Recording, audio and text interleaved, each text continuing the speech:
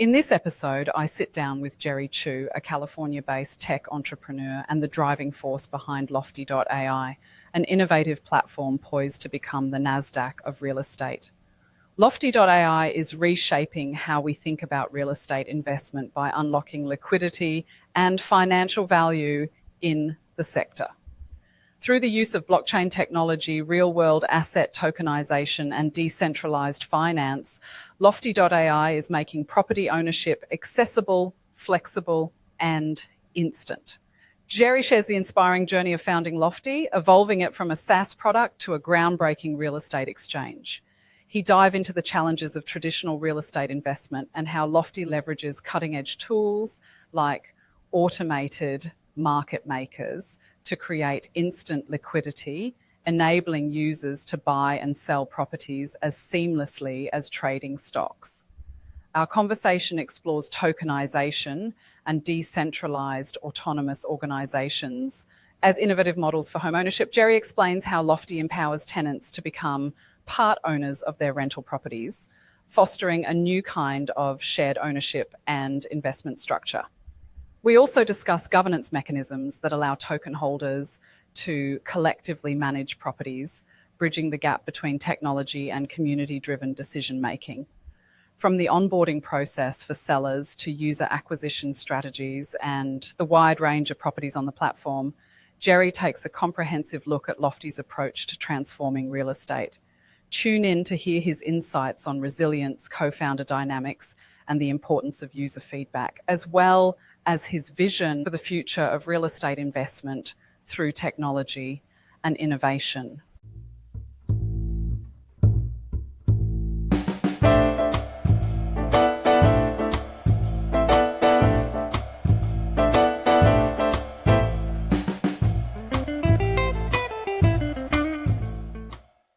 Hey Jerry, thanks so much for dialing, and it's really good to have you today. Thanks for having me here. Well, it looks like it's all warm and sunny in California. It's getting a little colder, but our definition of cold is quite different from yours. Yeah, so how cold does it get? Light sweater, heavier hoodies, and that's about it. Well, that sounds great. Well, look, we have just under an hour and a half today at the studio, and there's so much I want to talk about you. And thanks so much for making time over the weekend. I thought probably first off, we just go straight into the business you're building, Lofty.ai. Now, I'm a huge fan. I read into it, and there was so much exposure about it, and you guys shipped product continuously over the past years. But I suppose just for the listeners and the viewers who probably are not crypto native, who hasn't been plugged into the Web3 space, why don't we start with just to talk a little bit about what is it, and most importantly, who is it for? And why are you building this stuff? Yeah, absolutely. So Lofty is basically an online real estate exchange. Our tagline's sort of, we're trying to build a NASDAQ for real estate. And the way we decided to do this is to convert the legal ownership of real estate properties into tradable digital assets on the blockchain. And, we didn't do this because blockchain was all the rage back in the days. We did this because we had an idea and vision for what we wanted to build for our users. And the only way to really pull this off, both legally and in a way that is secure and safe for them and for us as a business, was to do this on the blockchain. And so we really built this product so that anyone can essentially, from around the world, start investing and building a real estate portfolio that they fully control. So it's not a fund that you're investing in as a limited partner. Someone else manages the assets for you. This is equivalent to if you and a group of friends or some close family members decided to buy a house together and rent it out for income. So you have full control. If you own 10% of the house, you have 10% of the voting rights on all the management decisions and what to do with the property. We have zero say. So that's really unique about what we're building relative to what else is out there. And initially we have built this product. The idea was, look, real estate not just here in the United States, but sort of all around the world, was getting more and more expensive. And a lot of people, when you talk to especially younger people, my generation, can't afford to even get their foot on the ladder. They just walk around and look at all the nice real estate that other people own, and they think, I'm 35, I'm getting to 40, like when will I be able to do this, right? And it's honestly quite sad, and I don't think anyone's really come out with a good, fix for this issue. And so we thought, if you enable anyone to be able to invest for as little as $50, right? You can buy a single token, a very tiny fraction, 0.01% of a house. Then all of a sudden, the barrier to entry is just completely gone. Anyone, should they want to actually own a property, are able to do it. And the idea is over time, you could put in a few $1,000s, and then as you grow and earn more income, and this investment grows with you, you can then start putting in more money. And then over time, you'll start building up a portfolio. And as real estate prices go up, you actually benefit from that. So it makes sort of saving for a down payment, it makes getting your foot on the property ladder just a lot easier. And that was the initial goal and sort of plan. And we did get a lot of users like that. But over time, we kind of realized that, there's sort of a reason. It's not always just the money that people end up not buying real estate or investing in it. It's a very different type of investment that is very hands-on. I think a lot of folks in my generation got used to Robinhood trading and things like that, that they think most investments require a similar amount of effort, where you can buy some shares in Apple and some shares in Tesla and just let Elon do his thing. And you're like, oh, a year later, wonderful, I'm up 30%, right? And real estate is a very different beast, especially how we've structured it. So it's very hands-on. What if your renter doesn't pay you rent this month? What do you do? If there are repairs, how do you want to handle it? Some repairs are cosmetic only, some repairs are very urgent. You get different quotes, and to be honest, some contractors aren't always the most honest. So they'll sort of stuff things in there that aren't needed, and the quote ends up being super expensive. And it kind of requires people to develop a skill set to handle this. They have to first be willing to commit the time to handle it and actually read all the governance updates, and then deciding to vote on it, talking to their fellow owners about what to do. And then the second thing is the skill. They have to kind of be able to see like, this doesn't look right. I don't think we need to pay for this. It's unnecessary for this issue. And over time, we just found out that a lot of these initial users that we thought the product would be good for end up sort of being confused or just not having the time commitment to be able to do this. And then they eventually have a pretty negative experience because they'll log in 6 months or a year later, and a bunch of decisions will have been made on this property by the other owners because they're voting, and this person wasn't. And so they had no idea what happened, and they'll come back and be like, oh my God, what happened? And you're like, well, you were emailed too, like you should have jumped on to vote for all of these things and you didn't. And so you let other people decide for you. And the downside of that is, you might not be happy with what they chose decision wise. And so over time, we realize the best target customer that we actually have, and the ones that use the product the most often, log in every single day like they're addicted, are actual existing real estate investors, the people who's sort of either it's a side business or it's their full business that they buy and sell rental properties. They have 20 properties that they own, 40 properties. We have sellers on the platform with over 100 units to their name. They've realized that Lofty is essentially everything that they're already doing in the traditional real estate market, the same flexibility, the same freedom, the same management controls and rights, but without all the friction and headaches that they typically deal with. All the paperwork, the non-standardization of legal structures and how transactions work, the lack of liquidity. And they just, when they discover us, and like, oh, this is great. This is everything I wanted to do, but all the problems are gone and only the good things remain. So now that's kind of who Lofty is really targeted for, people who actually want to invest in real estate and not be a passive investor in a fund. And for people who already own existing real estate and manage it themselves. Okay. So it sounds like it's a quite a journey started with an idea that targeting to the people who, I don't know, everyday younger generation who need to save up for a house, but the barriers of entry is so high, as you said, and pretty sure San Francisco or Los Angeles is just as expensive as in London to save up that deposit. It's just incredibly difficult. But it sounds like as you're building the product and you're finding out the users who are actually the ones who have existing exposure to the real estate properties and finding various benefits through your platform that they can make fully use of.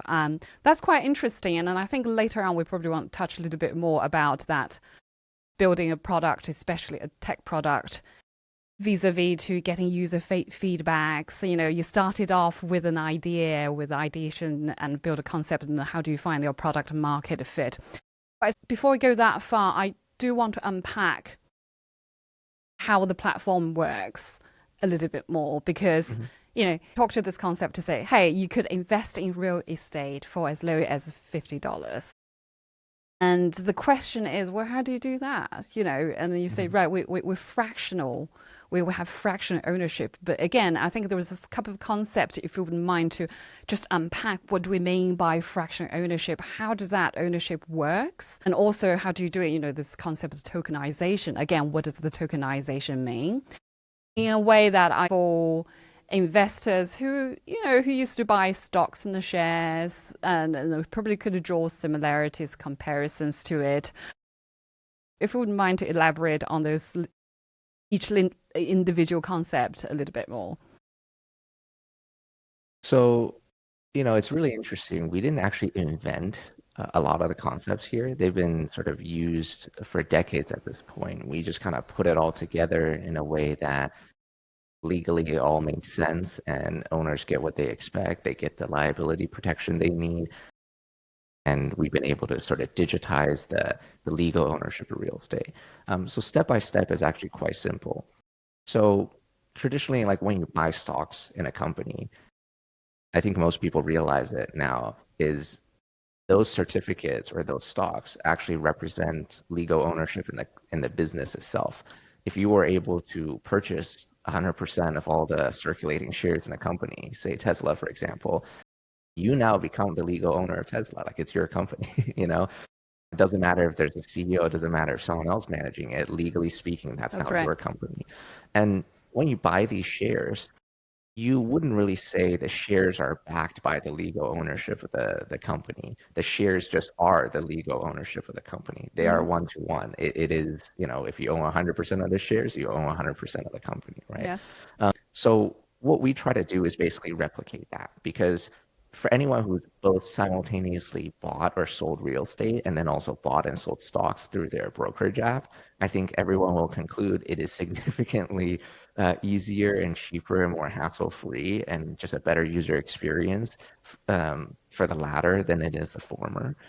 And so the idea we had was, how do you get real estate, which is this physical deed that is typically owned by, you know, one person or jointly owned by a you know, husband and wife, that requires, sometimes at least here in the United States, 200, 300 pages of documents that, you know, you have to sign in front of a notary. How do you convert something like that into digital assets that people can just click a button and have it trade and have a ownership and transaction all be legally sound? And the way we do this is basically creating an LLC, which is a limited liability company here in the United States. And so the deed actually is not tokenized or fractionalized. The deed to the house itself is just owned by this holding entity, this LLC. And this LLC doesn't do anything else. It doesn't own any other assets. It doesn't control any other assets. And so as a result, if you owned 100% of this LLC, this holding entity, you by proxy own 100% of the underlying asset, because, you know, if you own 100% of the company, you own 100% of its assets. And if its asset is the house, then you own the house, right? So that's kind of legally how all this works. Now, the LLC can then issue shares or membership interest, if you will, just like a company can issue stocks. And so then when you own these membership interests, they are the legal ownership in the entity.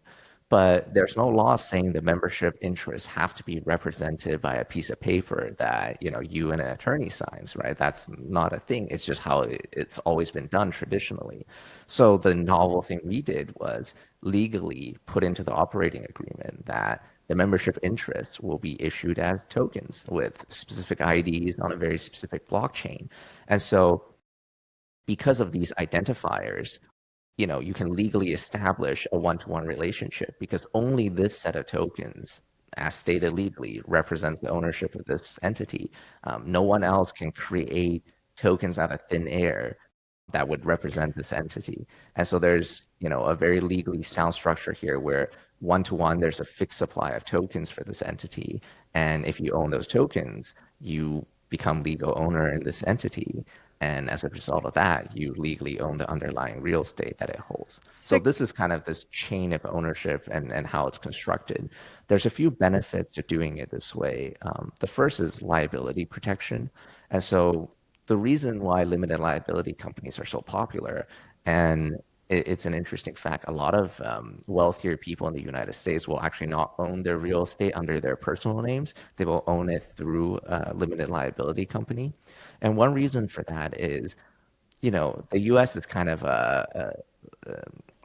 like a sue, sort of happy sue place where like everyone tries to sue each other for very minor things. It's kind of a stereotype, but to a certain extent it's true. So, someone could like slip on your driveway and then like sue you as a homeowner for, not clearing the driveway and not sweeping it, not de-icing it, whatever may be the reason. And if you didn't have this under an LLC, your personal assets, your cars, your companies, your stocks, like all of those would be exposed and could be liable in the lawsuit. But if you owned your property under an LLC, the maximum exposure is the house itself, because they would sue the LLC and then, like extreme scenario, you lose the house, but all of your other assets would be protected. So your liability is managed. Exactly. They're not even connected. And so that's one of the benefits our users get when they invest with these tokens is their liability is shielded so that the maximum exposure they have is just the LLC and the assets it holds, which is just the house.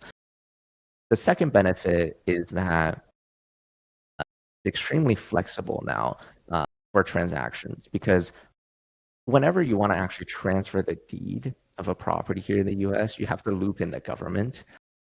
So that's where all the paperwork comes in and a lot of wait time. So you do all this paperwork, you submit it to the county government, and during COVID, for example, they were really backlogged, and it sometimes took 6 months for them to record a deed transfer successfully, right?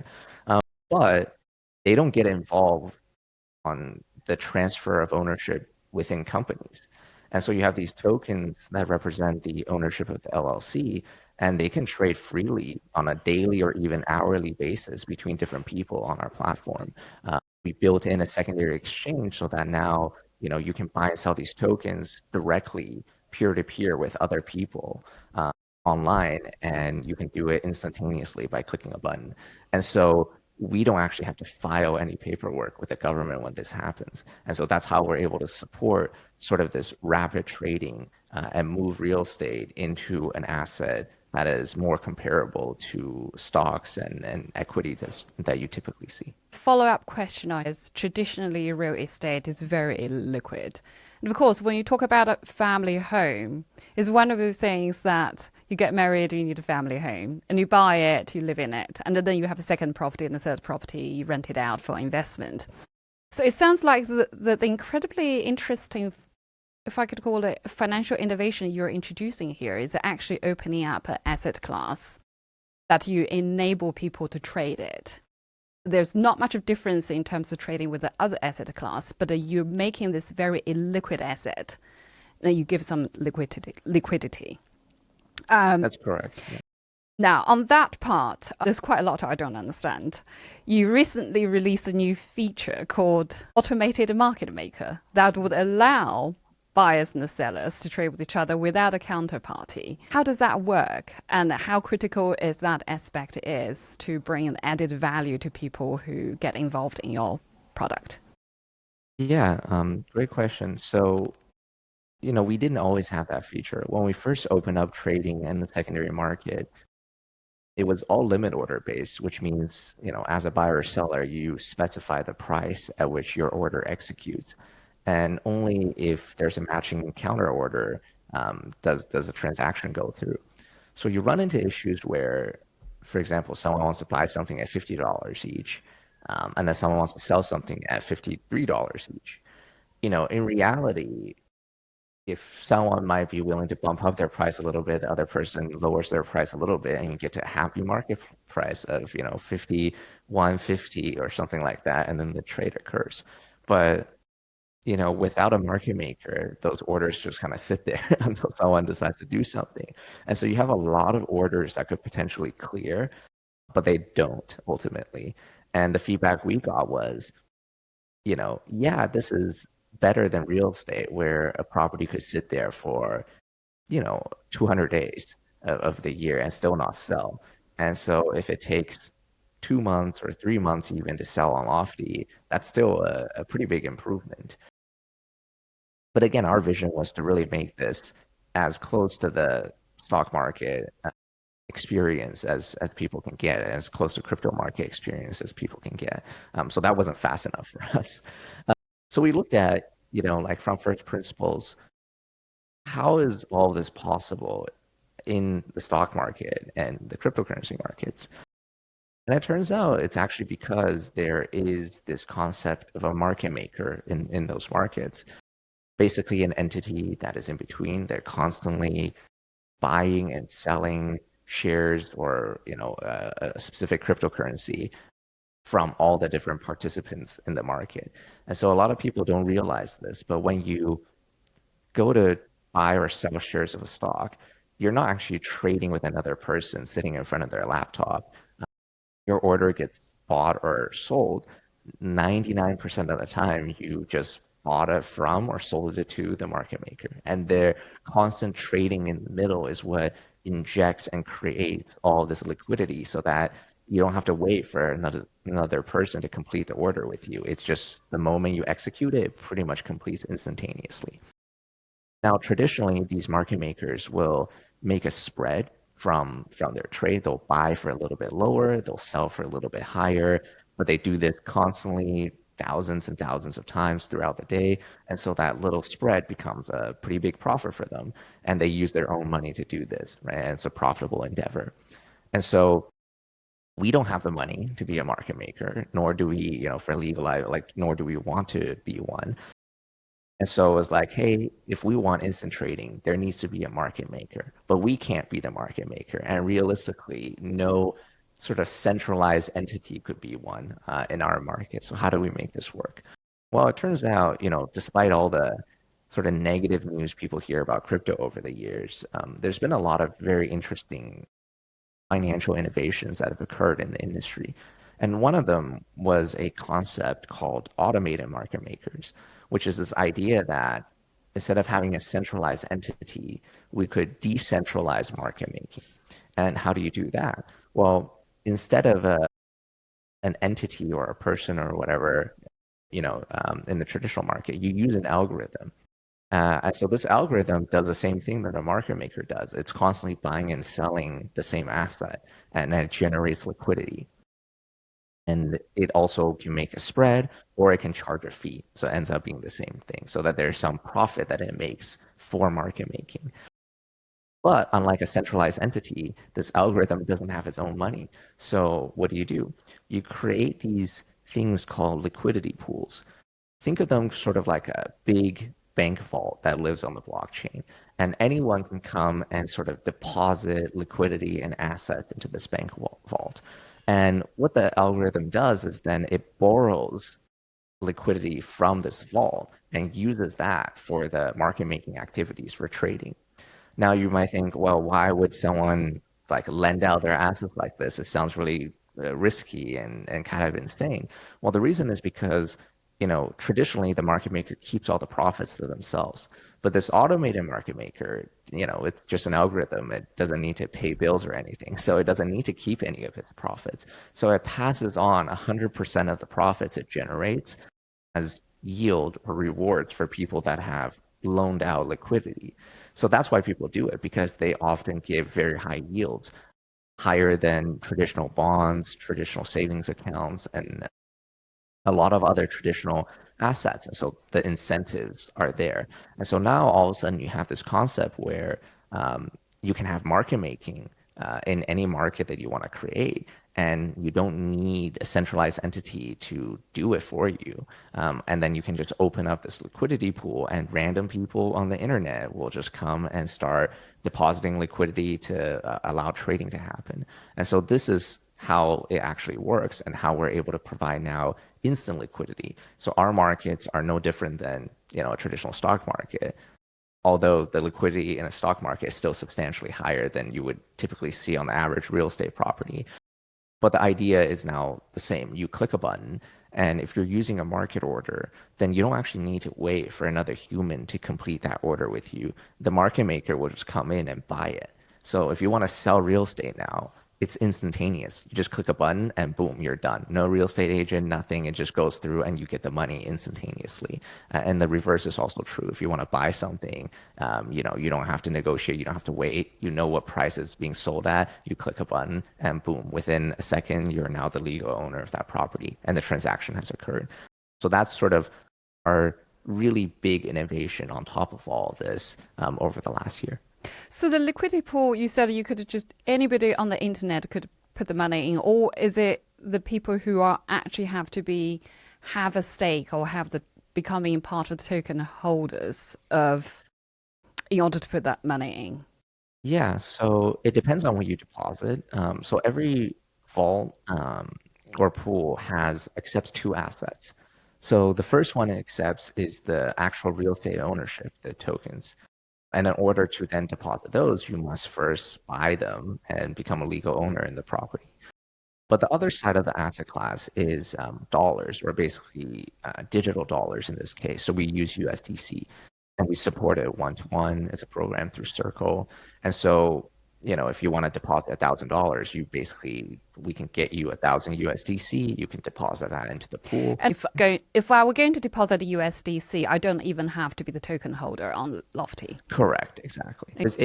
You can participate both sides, meaning we have some users who deposit both property tokens and USDC.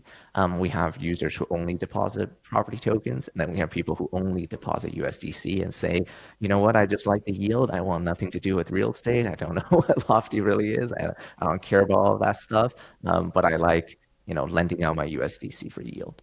Interesting. But this is really opening up a quite opportunity, isn't it? I'm just thinking about if what you're trying to do here is to bring the liquidity, something that traditionally is so illiquid because of the frictions, because of the paperwork, because of the long waiting times. On your website, you call yourself the NASDAQ of the real estate, what you envision yourself to be.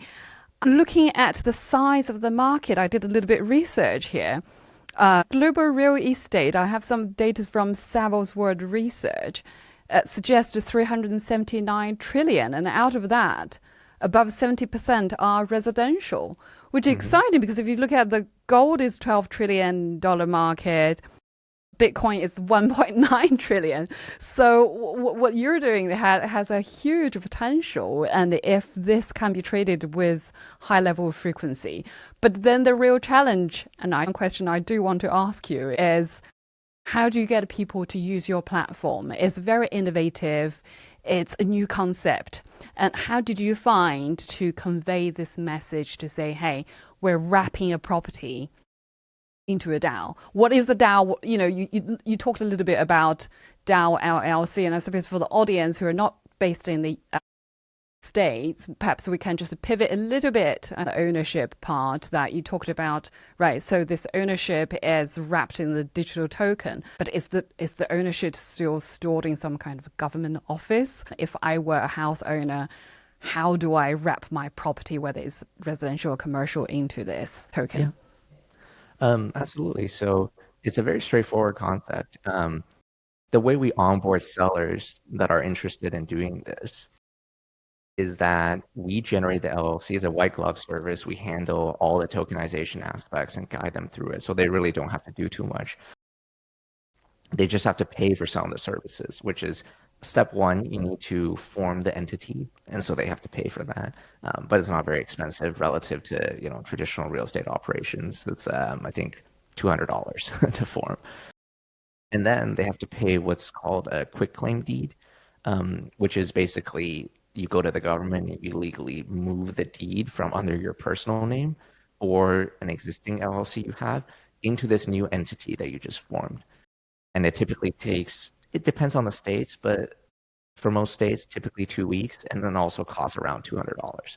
So for $400 in 2 weeks, you just tokenize your house. It's really that simple.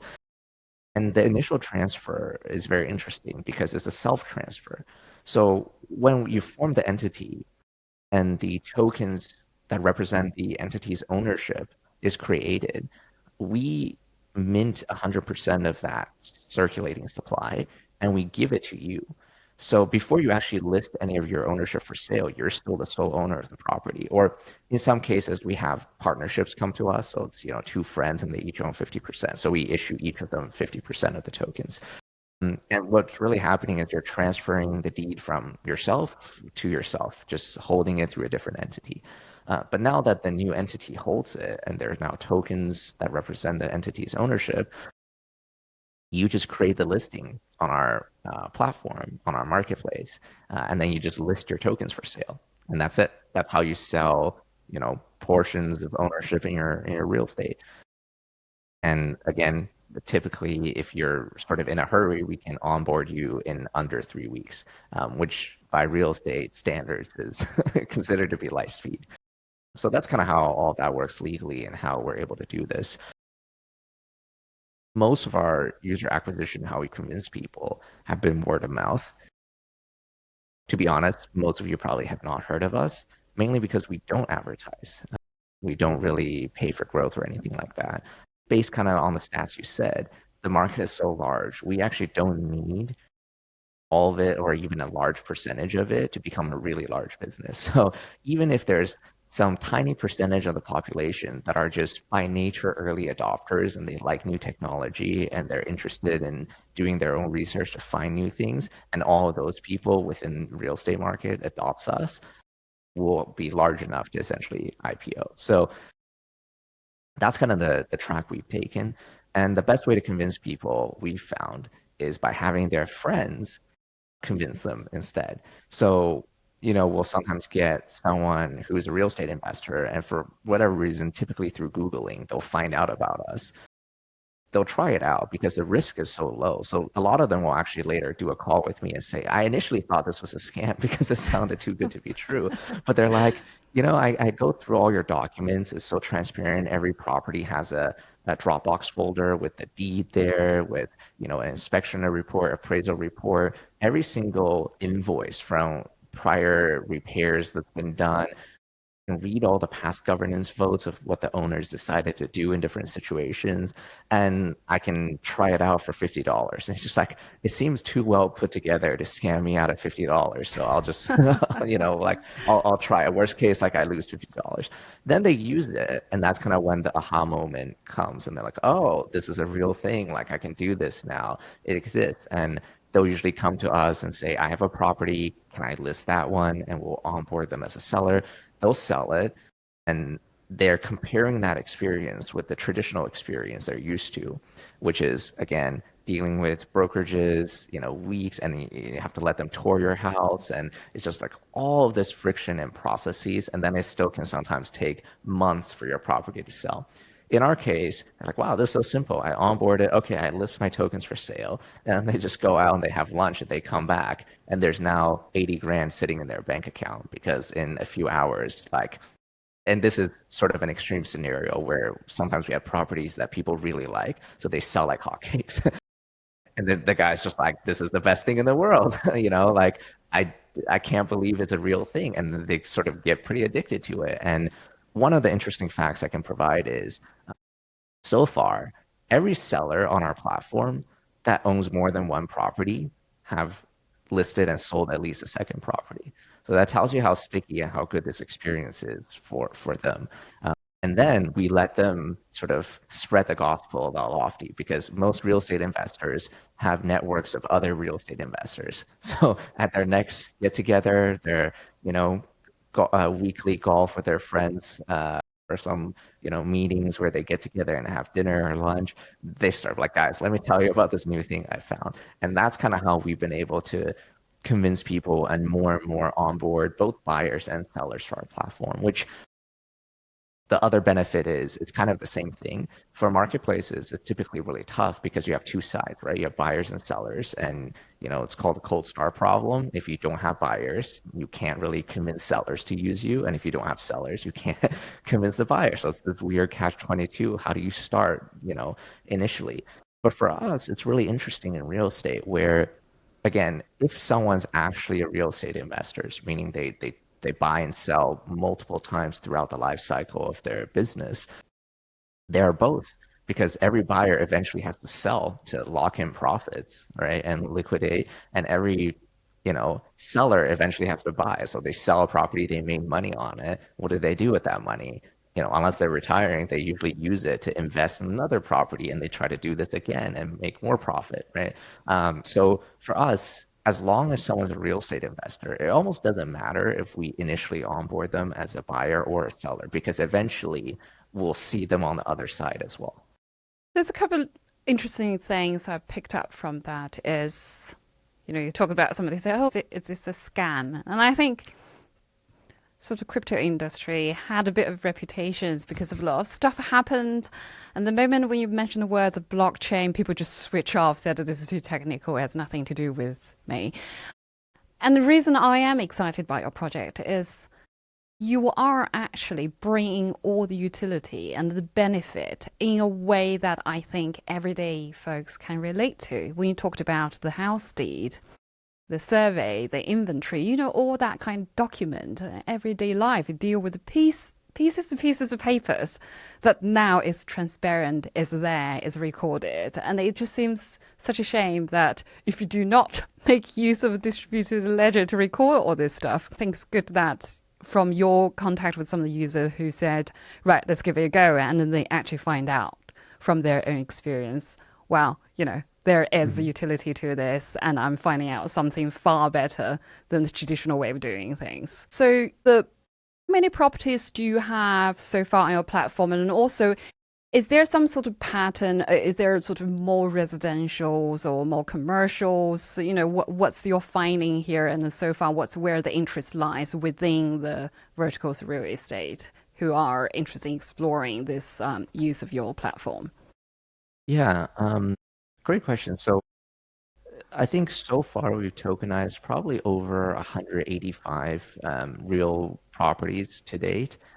Now, not all of them are currently tradable on the platform because some have been sold. So again, we don't manage any assets for our users. Our only revenue source is trading fees. So if you buy and sell, we make a fee off of that. But if you don't trade, then we basically make no money. We don't own any of these real estate assets. We don't make any money selling them to you other than the trading fees. And so, the key thing here is, like, we sort of want the DAOs to be a new operating system for real estate in the future, because we just think they're a lot more flexible than whatever else exists. And that flexibility is incredibly useful to both buyers and sellers, essentially. So I'll give you some concrete examples. So we typically do like residential rental property. So these are like single family houses that are being rented out to other people, families, individuals, and they're being used as income producing assets, right? But we also have some commercial properties. So there's a strip mall on the platform. There's there's 2 strip malls on the platform now. And there's a new one that's about to come up that's kind of like a large apartment complex, I think 60 units or something like that. So we have commercial properties as well. And we even have a raw piece of land. So it's up in upstate New York. There's no buildings on it. It's just raw land. And the idea is that the group will just wait for appreciation and eventually flip it for a profit. And in the meantime, there are some income generating activities you can do. For example, they want to lease it to the farmer next door so that the farmer's livestock can graze on the land. They are in talks with a solar company to install a solar installation there. And then they would make a portion. They basically make, rental income or from the lease that the solar company pays them. So we have that as well. And we also have some owner-occupied properties where essentially the owners wanted to cash out some equity in their house, but again, they want to live there. They don't want to sell the house, and they own, they have a mortgage. So maybe it's 50% of the house and they own 50% of the equity. And a multi-million-dollar house, that's a lot of money locked up in equity that you don't get to use or spend or leverage in any way, shape, or form. So what they do is they come to Lofty and they sell portions of that equity so they can free it up and use it to pay down debt, to invest in another business, whatever they want to do. And in the meantime, it's sort of like a lease back where then they pay a portion of rent to the new equity owners that are now co-owners with them each month, so that it generates income for these investors. And then they have an option to buy back the tokens at a fixed price in the future. So whatever they want to do, whether it's a business investment, paying off debt, they can come back in 3 years and basically buy back their ownership to become the sole owner of their house again. So we have those structures on the platform as well. So that's kind of why I said my first point is we want this to be a new operating system, because once you do it that way, you can see people start coming up with creative structures themselves. And there's almost no limit. The options are endless. You can see all these different type of assets being managed and run in very different ways. We just recently had one DAO that voted to use spare operating reserve cash that the entity has to purchase Bitcoin and hold it as like a treasury asset, just on their balance sheet in addition to the real estate property. We also have a few properties now that are basically sort of under rent-to-own structures that happen organically. We didn't push this on people. One example was the tenant somehow found out that the house she lived in was tradable on Lofty. And so she started buying tokens. So now she's a co-owner in the property that she's renting. And it's very interesting because if she continues to do that over time, eventually she can sort of buy out the entire property from the rest of the owners and just become an owner of that house that she's been renting. And so this is another way where it's like, it can make home ownership more affordable, but it's not even something we're overtly trying to do. It just happens organically because you create this operating system that people can just build on top of. Then a second instance of that is we actually had an investor who had been buying ownership in a particular property over the years. And so he gets all the updates and he knows what's going on with the property and he votes on things too. And then just recently that property became vacant because the previous lease expired and the tenant moved out for work. They had to move to a different state. So now the property's empty and looking for a new tenant. It just so happens this investor lives in the area and was looking for a new place to rent. So he put in his application and it got approved. So now he just moved in to a house that he's bought on Lofty over the last few years. And he actually told us that he sold a lot of his positions in other properties and concentrated them into this property. So he has more of a say and control over the property he lives in. And it's great benefit for both the investors and the tenant, because if the tenant has skin in the game, they typically take care of the property better. And in this guy's case, he's even said there's a lot of minor repairs that the owners don't have to pay for. He's like, I'll just pay out of pocket, because he owns like I think 2% of the house, right? So those are kind of the unique things that we've seen, and you can see that it's very varied. And I think over time you're going to see more unique structures that just pop up. And we're never the architects of any of this stuff. We don't do anything. It's all created by their owners and people that just go like, oh, I want to do this. Is it possible? And we're like, yeah, I mean, legally it is. You can do whatever you want. And so they execute on that. And one of the really exciting things about, starting Lofty and also building it now is kind of just watching what people do with what we build, because they use it in ways that we never anticipated or even imagined. And when they do cool stuff, I'm always like, oh my God, like I never thought of that. Like that's really interesting. And so over time, as this becomes our hope, wider scale and more people start doing real estate this way, we hope to see even more creative uses. We just recently, that I thought was really interesting, had the first instance where someone tokenized their house, but they're not even selling anything. They're just like, I like the flexibility of this DAO LLC structure, and maybe in the future I'll need to pull out cash really quickly. Just wanted to be tokenized already, so I don't even have to go through the onboarding experience. I can just log in and start selling tokens. And maybe in the meantime, people will give me really great offers that I can't turn down. But yeah, so now there's a tokenized property and the owner isn't even selling it, but it lives on Lofty. You can see all the details. And if you want to, you can make offers on it, but you may not accept. And I think over time, you'll see more and more of that happening. And yeah, that's kind of our goal to eventually make this platform and also the concept here more pervasive in just society in general. It's such interesting innovation that you're introducing here. The whole concept that I'm living in a house and that there's equity in it and I want to release some equity and you can tokenize it. So say I tokenize my house and a proportion of that is being sold, but I'm still living in the house. Now, the people who invest in the token feel entitled to have a say, presumably, have who's living in it. So this is what you talk about DAO. Can we just sort of clarify for some of the listeners who don't know or not familiar with what a DAO is, and why do we talk about the governance and why is this stuff matters? And then also drawing relationship to the example you used earlier about the guy who said, look, I'm just paying out of my pocket on the repairing because I own the token, I'm living here. It seems to be some sort of alignment of incentives here. So yeah, can you just explore a little bit on that front? Yeah, absolutely.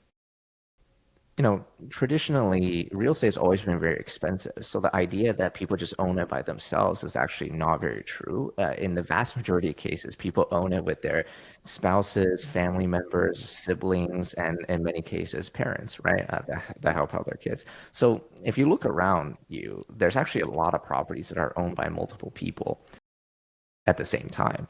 Now, how do decisions get made in those instances when there isn't just one owner who can do whatever they want? Well, if it's family members, maybe you have some sort of informal meeting where you all sit down and you talk about it, like, should we sell it? And then there's some sort of discussion and everyone's like, okay, let's sell it. Or maybe it's like 3-1, right? One person doesn't want to sell, but 3 people do. So that person gets overridden. It's a very informal process, but if you looked at it from first principles, it's basically like a sort of like a parliament session or like a board meeting, whatever you want to call it. Like it's a formal meeting where you make a decision, right? And essentially the decision is made collectively by the group of owners. So that's where this DAO concept comes in, where every token holder, even if they only own one token, technically have management rights over the property. And every decision of the property and the entity itself has to be decided on through a formal vote between all the owners. It's just that they don't need to show up to a Zoom meeting or to a physical meeting. Governance survey gets sent out, and in many cases is proposed by one of the owners. So an example could be, you sold some equity in your house and you want to do some renovations.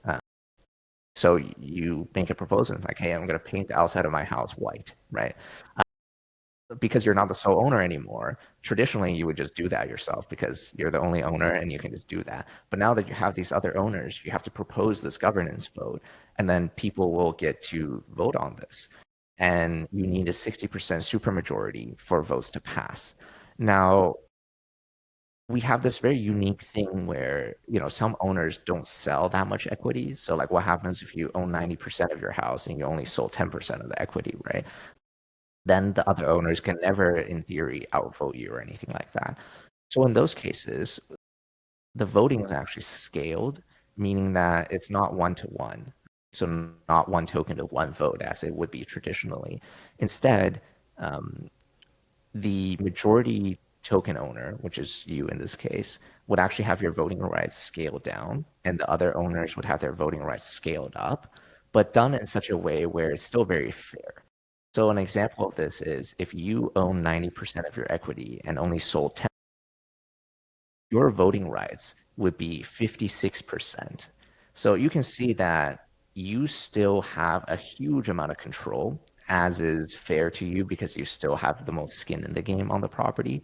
But you can see that you can't legally make unilateral decisions anymore because you would never come to the 60% quorum by yourself. So at a minimum, you need to convince at least a few of the other owners to agree with you for votes to pass. So that's kind of how all of that works. And some people kind of start to immediately kind of think like, oh, if people are really mean and like they just vote everything down, or like they're trolls, and what is their case?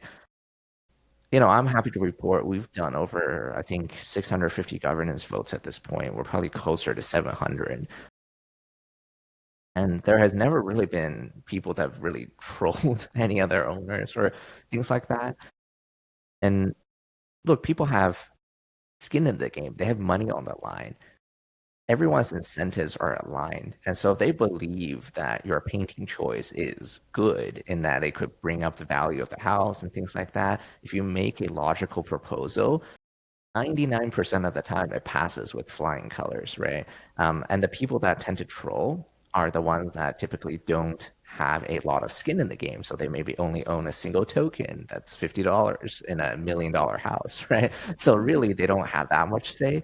The people who care the most and act the most rationally are the people that own like 10%, 20%, percent. And in a lot of these homes, that would be $100,000, $80,000. So they have a lot of money on the line. So enough of these owners always band together so that at least we think the most logical decisions typically win out. And so for these sort of, owner-occupied properties and listings, we've never had any of their proposals, at least I've never seen it to this date, denied, as long as it was like very logical. So that's something you don't have to worry. So how is that voting process carried through? For example, there is maintenance and whether we're going to let it out to who. How is that proposed in real time? How is it communicated? And the other thing is, does it get a little bit, there's a lot going on, and does everybody have to have a say? There might be some token holders to say that, look, I don't have to get involved in everything. Do they log into an app or log into your website? How is this communicated? Yeah, so right now it's done, it's a hybrid approach, both on the blockchain and over email.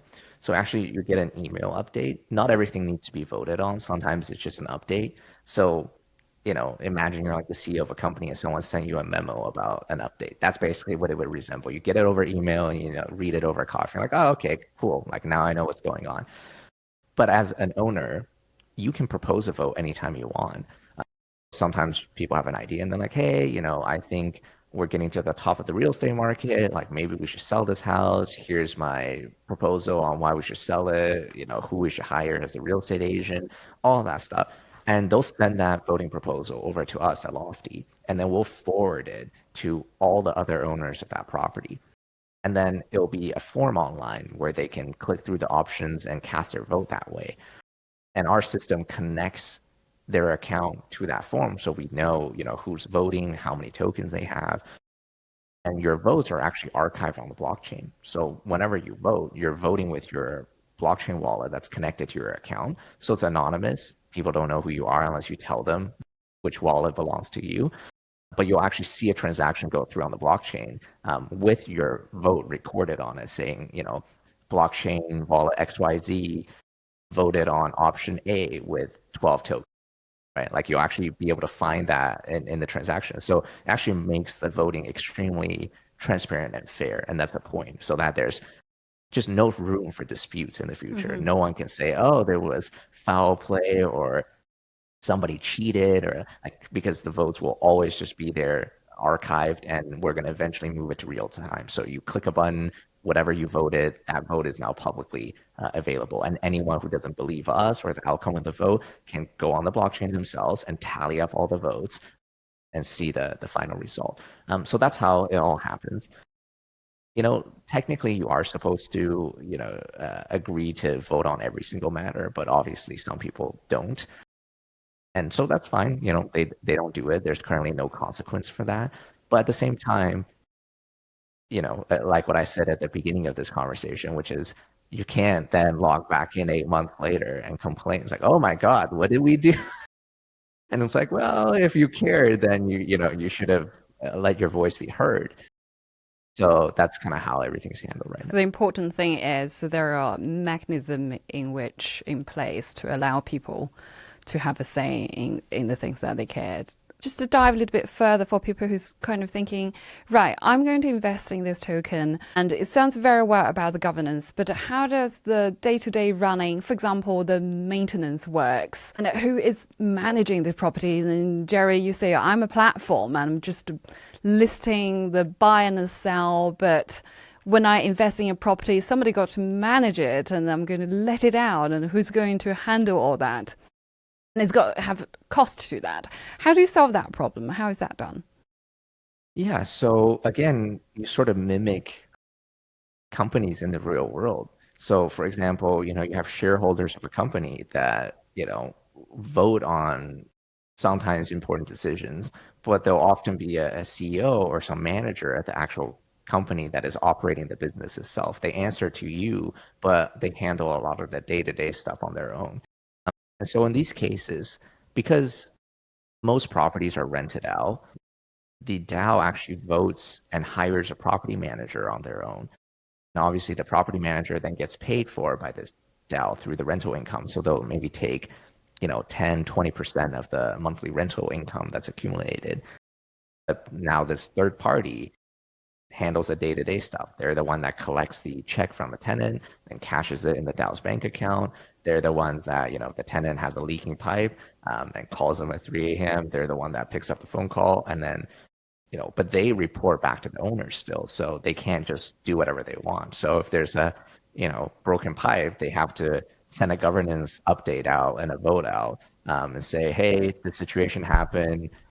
I got 3 quotes. Which one do you guys want to go with? Right? So you as the owner ultimately still make all the decisions. It just means like you don't technically have to wake up at 3 a.m. to answer that phone call or, take a sledgehammer and do renovations yourself, but you are still very much in control of everything. Well, I think we're just going to move on a little bit more about you as a founder. How long has Lofty's been running since its inception? Well, in its first iteration, I think we started in June of 2018, long before we started working on the current business model.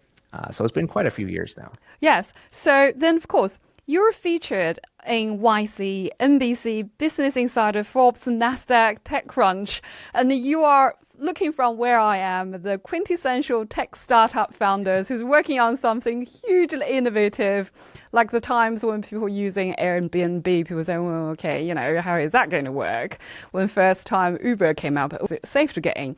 So it's almost feel like something that people kind of hum and har about it, and it's a concept, but you started as early as 2018.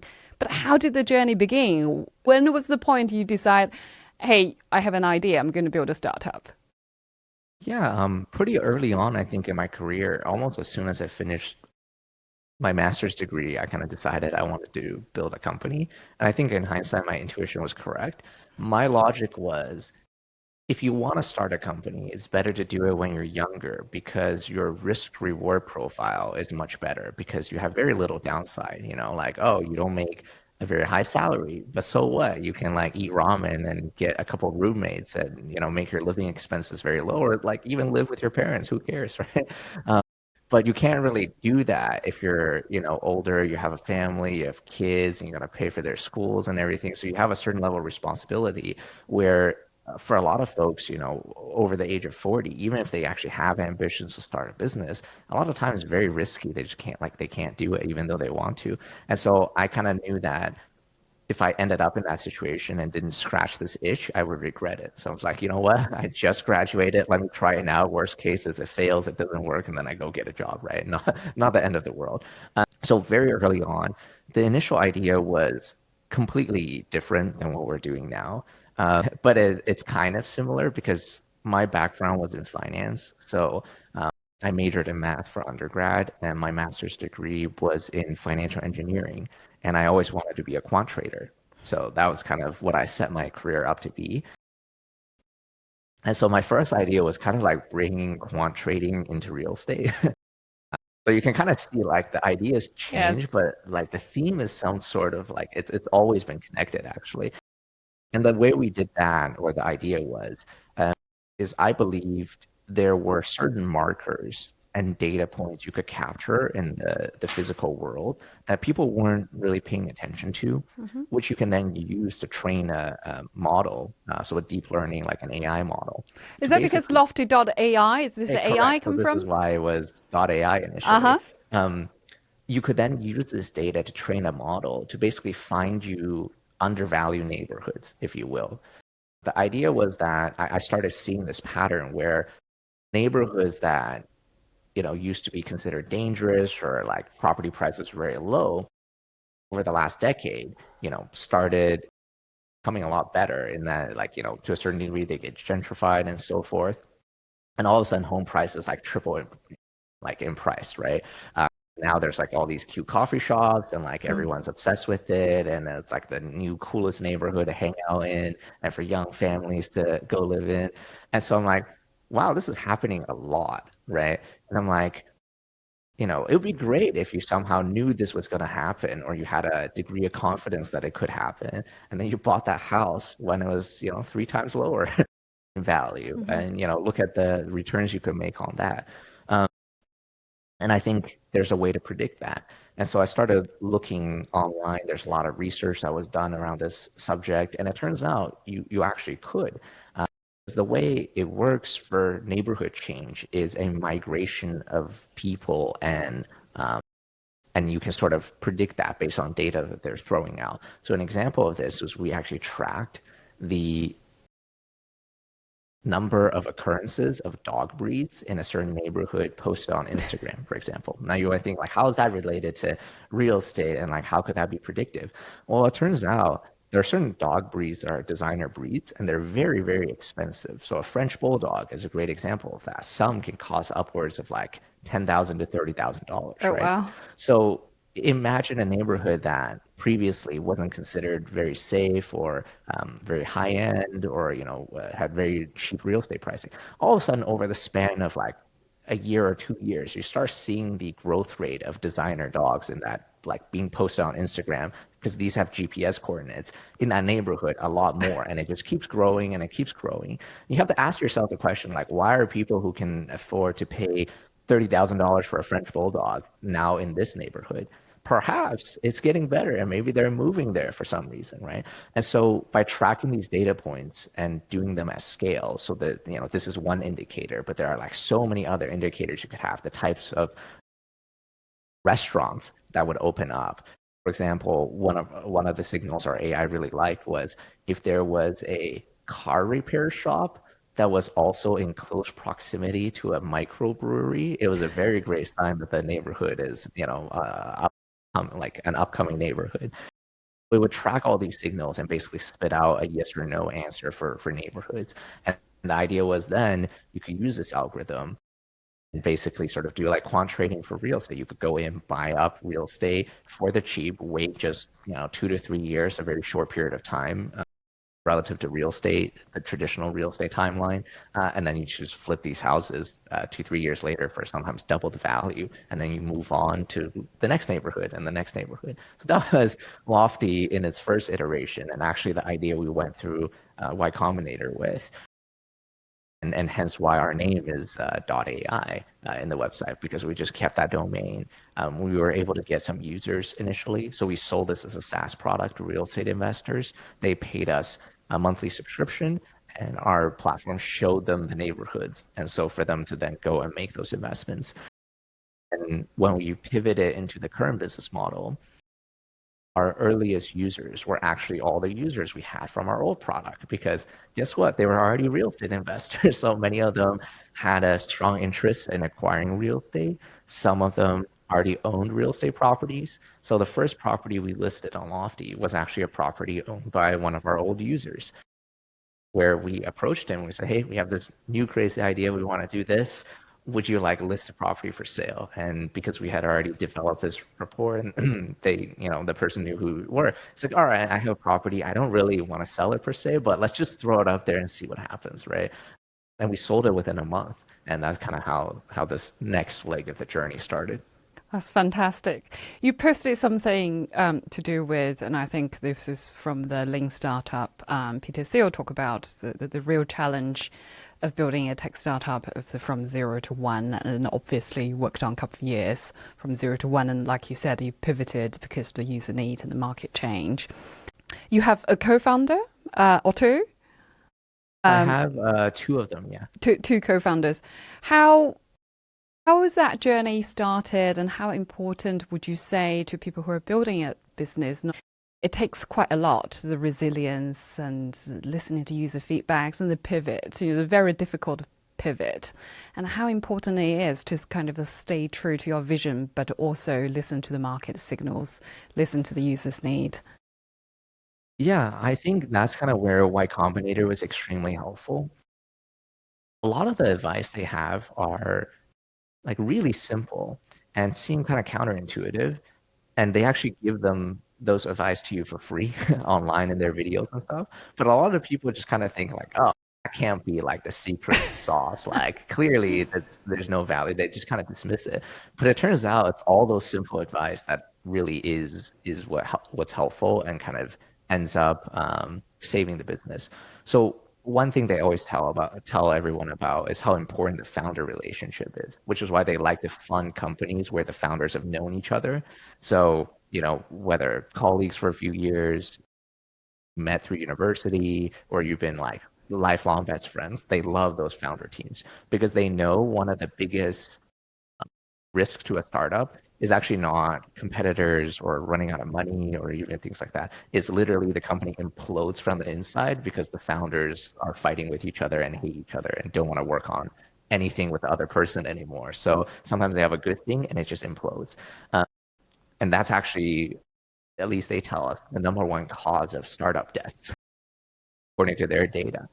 And so a great example of that is actually with us and our co-founders, which was pure luck on my side. Actually didn't know each other. So not taking YC's advice. I knew Max, one of my co-founders, for a total of, I think, a month at one of the other jobs I had. And then we both quit to start Lofty together like the next week.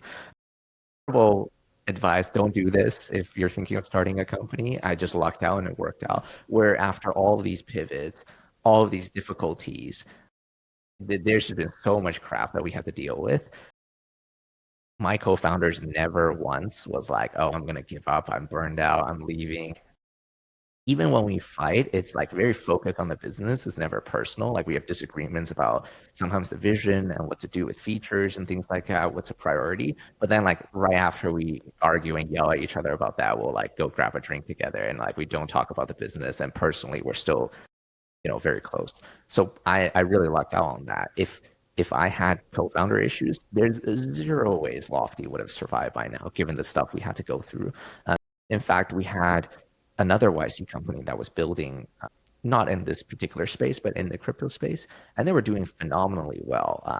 Name brand investors, extremely quickly, very smart people, and like getting a lot more use. Like everything that you could imagine was probably on the up and up for them. And then they just like closed down the company because the co-founders hated each other apparently. And yeah, like one left and just, it just didn't work out because of that. They definitely still had money. They still had traction. They in fact had growth, and yet the company didn't survive.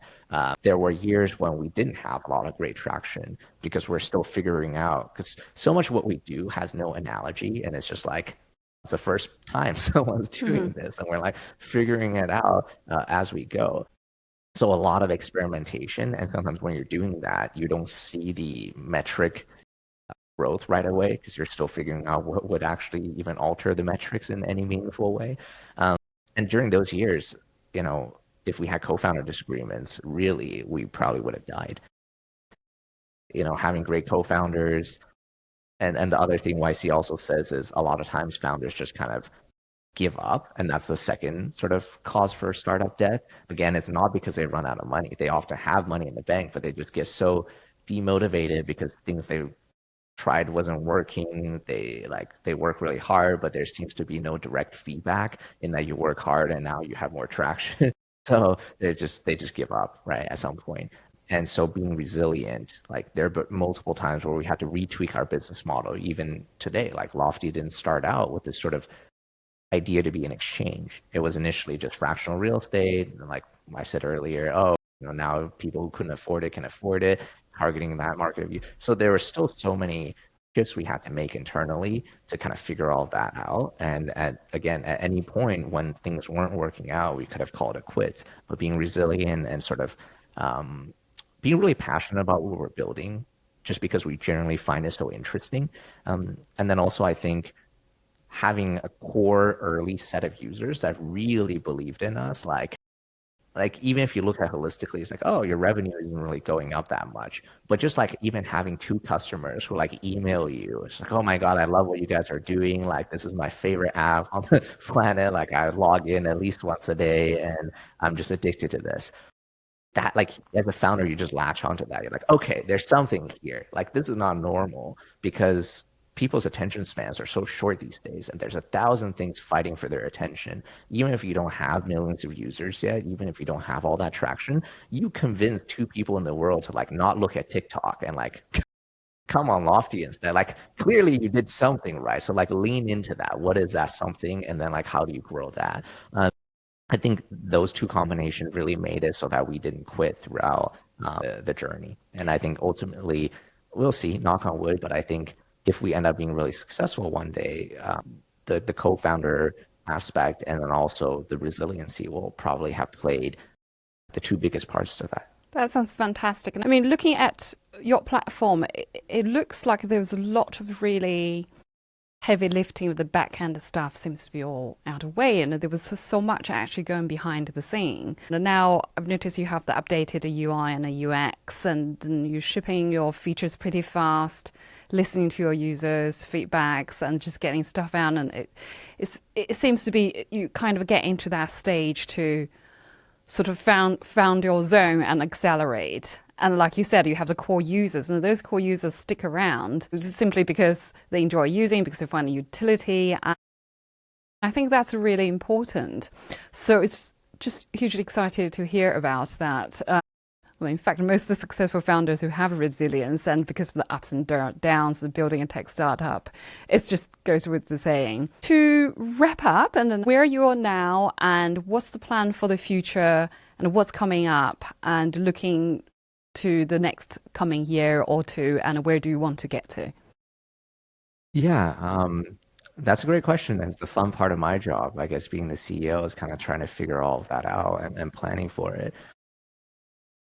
So given all of the updates we've done and the new features and the overhauls, we fixed a lot of core issues with the platform and kind of really overhaul the user experience. So I'm happy to say that's definitely paid dividends 2024 relative to 2023 growth-wise and revenue-wise. We're at a point where we can very quickly now, like we're very close to being just fully cash flow positive every single month as a business. And I'm really excited and looking forward to that, because that gets us out of the VC treadmill, if you will. And that is something that we're really excited about, mainly because this industry that we're in, fractional real estate, is not very well loved in the VC industry because there have been so many attempts in the past, and they've all kind of imploded. In fact, there's one that is imploding right now because we have users that also use other platforms and then also use Lofty, and they'll email us and we're like, oh, I don't know if you know what's happening, but this is what's going on. So like, that's probably why most investors just kind of written off the space. And especially since a lot of those companies were founded by, like real estate veterans and people who had a lot of experience in what they're trying to build. And so the idea is like, well, if these people can't do it, this is probably like a fool's errand, like nobody can really do it, which is why we've actually tried really hard to just change the narrative and not really talk about fractional real estate anymore. Why, we're an exchange and completely different business model, and all that. And we believe our method, the way we're doing it, is probably the only way to scale this and actually make it work long term. And I think being cash flow positive and never needing another injection of VC funding goes a long way to prove that as well as we continue to grow. So that's something we're really excited about and looking forward to. Should happen within the next few months. Then feature-wise, one of the things my vision was I've been pursuing what I call feature completion with traditional real estate. My secret is I don't actually care about any of the other competing platforms out there. People bring it up to me all the time, and I'm like, oh yeah, sure, I know they exist, even with VCs, but I don't actually treat any of them like our competitors because I know those models are not scalable. They can exist, but they'll never really kind of have that big venture outcome that everybody wants.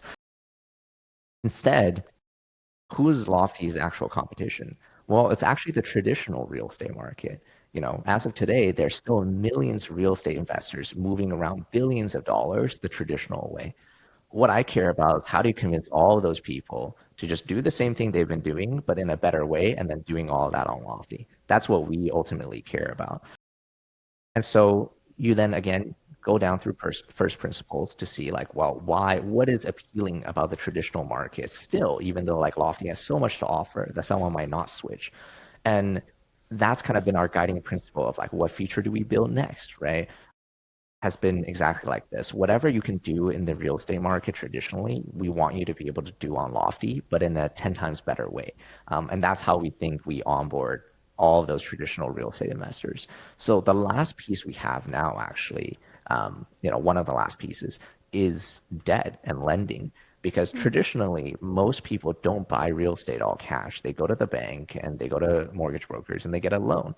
And so what makes real estate remotely exciting asset class return wise, because it's one of the few assets where you can get 5-to-1 leverage on your investment. You put $200,000 down here in the United States, you can borrow $800,000 and buy $1 million house.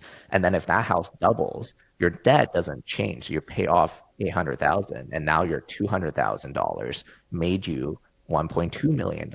So think of the percentage return ROI you're getting from that, right? And same thing, you put down 200,000, you're now collecting a few $1,000s a month in rent. Even after you pay off the mortgage, whatever you have left over, divided by your initial principal, ends up being a really high yield for how much money you put down, right? So that's what makes real estate actually exciting for most investors. Unfortunately, on Lofty today, you can't have a mortgage to buy any of the tokens or any of the properties. So it's all cash based. And that is probably the one remaining thing that, someone could say, like, this is really cool, but I can't take leverage. So why would I do this, right? So in 2025, we're already working on it. I've logged in like one confirmed so far credit facility with a lender, but we're also chatting with a few more to see if they'd be interested. And we're going to launch a pilot program in probably Q1 of 2025. And the idea is now you can actually take out a mortgage, not on the underlying property, but on your token purchases. So this way you can have a house with all these tokens. And again, people have flexibility. Someone could be conservative and say, you know what, I don't want leverage. I'm worried about the general economy and what might happen.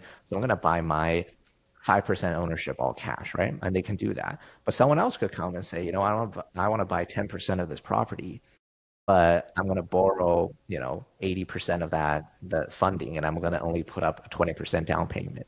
And we're going to now enable you to be able to do that. So it's almost like micro mortgages on the tokens themselves.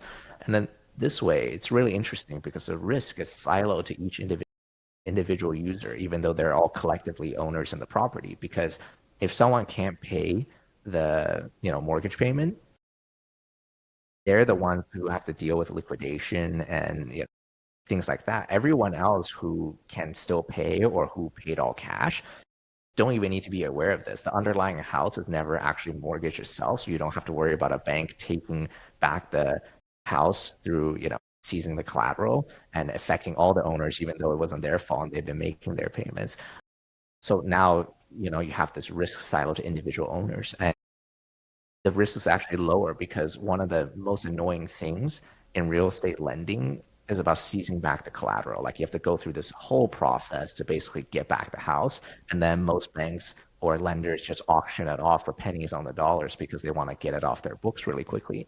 Well, we already built a secondary market with instant trading available. So all of this on our platform can be done automatically through smart contracts for the lender. So it's all pre-negotiated. You know, if you don't pay within 60 days, 90 days, it automatically seizes, you know, your borrowed, like your position in that property, liquidates it through the AMM on the secondary market, and then sends the liquidation amount back to the lender's wallet. So they don't even need to worry about any of this stuff. They'll just go back, oh, I guess someone got liquidated and I got my money back. And so it actually represents much lower risk for the lenders as well. And so here's another new thing we're hoping to create, which is because we've changed all the sort of financial underpinnings and created, like change how real estate can actually be traded and held, and sort of added all these blockchain technology on top of it, you can now see lenders looking at this asset differently than a traditional real estate asset and say, well, you know what, maybe it's safer for us. So maybe I'm willing to lend at a lower interest rate, you know, then our borrowers would benefit. And so I think a whole ecosystem would develop around here, and also open up another revenue source for Lofty as well, which is we will make probably a small spread on the interest rates between the you know, lender and the borrowers. So that's what I'm really excited about. And you know, if you want to really project things, it's like we've gone to where we are by being a cash only based ecosystem. So if even 50% of our existing users decided to adopt the leverage and start doing, you know, 5-to-1 leverage, borrow, you know, pay 20%, borrow 80% as the standard here in American real estate, basically see our volume 5x potentially overnight. And, you know, that easily gets us beyond profitability and sets us up for, I hope, really massive growth in 2025. Sounds very exciting. Just to put that into perspective, the sector of real-world asset tokenization, you know, the adoption, I think we really start to see is happening from the institutions. And I think back when you started 2015, early 2020s, there was a lot of reluctance. And I suppose it's one of those things that we're building something and you have to look at the bigger pictures and where the macros and the other institutions doing. And it looks like we're building, and you know, your plan for the new year is hugely exciting. I would love to catch up for another time, maybe explore a little bit more of this new feature. Quite a bit we haven't got a chance to touch upon, but I fear listeners might getting a bit tired by now, but by the end of an hour episode. But thank you so much, Jerry. I really appreciate it. This has been fun. Yeah.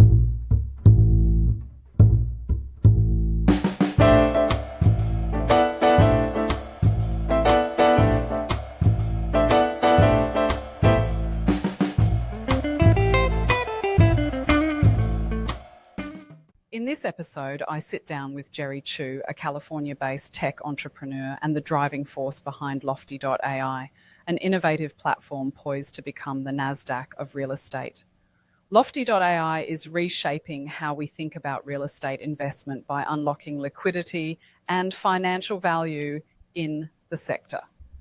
Through the use of blockchain technology, real-world asset tokenization, and decentralized finance, Lofty.ai is making property ownership accessible, flexible, and instant.